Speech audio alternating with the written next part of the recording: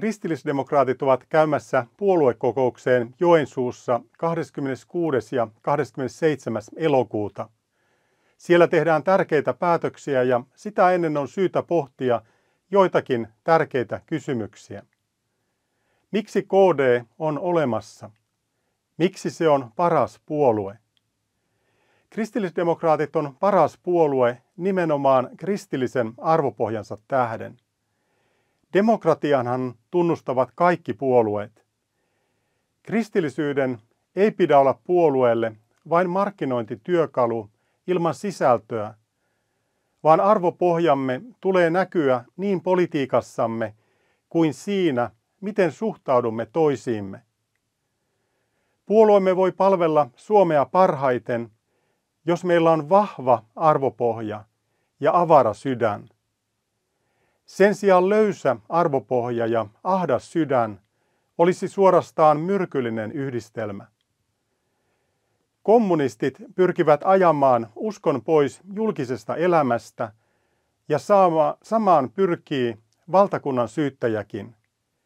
Kristillisdemokraattien ei tule lähteä samalle linjalle, vaan positiivisen uskonnonvapauden tulee jatkossakin olla keskeinen osa puoluettamme.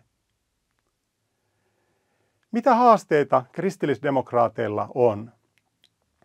Ensiksikin tarvitsemme realistisen suunnitelman, miten saamme vuoden 2027 eduskuntavaaleissa kansanedustajia myös niissä piireissä Helsinki, Varsinais-Suomi, Satakunta, Kaakkois-Suomi, Keski-Suomi, Oulu ja Lappi, joista emme ole saaneet kertaakaan kansanedustajaa viimeisissä 3 vaaleissa. On vaara, että olemme liian tyytyväisiä nykytilanteeseen. Mielestäni sekä 2019 että 2023 tehtiin virheitä, jotka ovat johtaneet siihen, että ensimmäistä kertaa eduskuntaan nousumme, eli vuoden 1970 jälkeen, puolue ei 2 peräkkäisissä vaaleissa ole voittanut missään uudessa vaalipiirissä kansanedustajan paikkaa. Toiseksi, Suomi on maallistunut ja se haastaa meidätkin.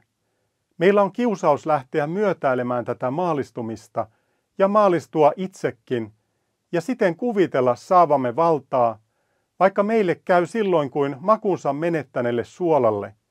Se on menettänyt positiivisen vaikutuksensa ja käynyt arvottomaksi.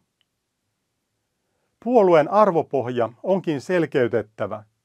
Meidän on syytä avoimesti ja alustusten pohjalta keskustella 2 aiheesta.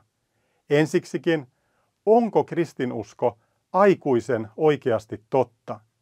Ja toiseksi, mitä politiikallemme tulee tarkoittaa sen, että kristillinen usko on aikuisen oikeasti totta, jos se siis on totta? Nyt on vaara, että kristillisdemokraatit määrittelee suhteensa kristinuskoon mielikuvien mukaan ja kannatusta tavoitellen, eikä tosiasioiden pohjalta. Jos näin onnettomasti kävisi, olisimme poliittinen ajopuu, eikä meillä olisi erityistä positiivista annettavaa maallemme.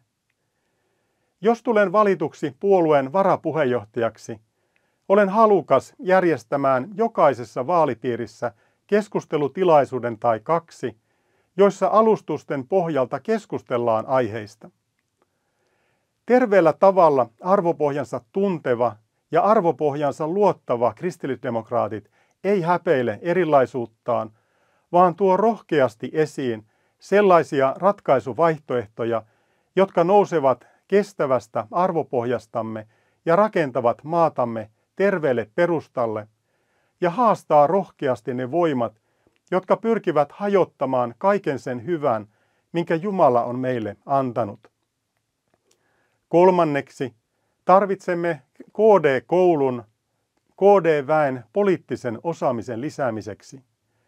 Koulutus tulee järjestää netissä ja koulutuksessa käsitellä vuorollaan eri politiikan osa-alueita ja niiden akuutteja kysymyksiä. Koulutuksen tulee olla vuorovaikutteinen ja sen yhteydessä tulee voida esittää kysymyksiä. Koulutus tulee äänittää niin, että sen voi katsoa jälkikäteenkin. Aktiivinen osallistuminen koulutukseen tulee huomioida positiivisesti vaalituen tai muun sellaisen muodossa. Nämä toteuttamalla meillä olisi hyvät mahdollisuudet lisäpaikkoihin kunta- ja aluevaaleissa 2025 sekä eduskuntavaaleissa 2027. Luottaisimme arvopohjaamme ja tietäisimme enemmän politiikasta. Tärkein syy, miksi toivon pääseväni puolueen varapuheenjohtajaksi, on se, että puolueemme kristillinen arvopohja vahvistuisi, että etsisimme enemmän Suomen parasta kuin omaa etuamme. Vain niin voimme palvella maatamme ja kansaamme. Olemme tärkeiden valintojen edessä. Tehdään oikeita valintoja.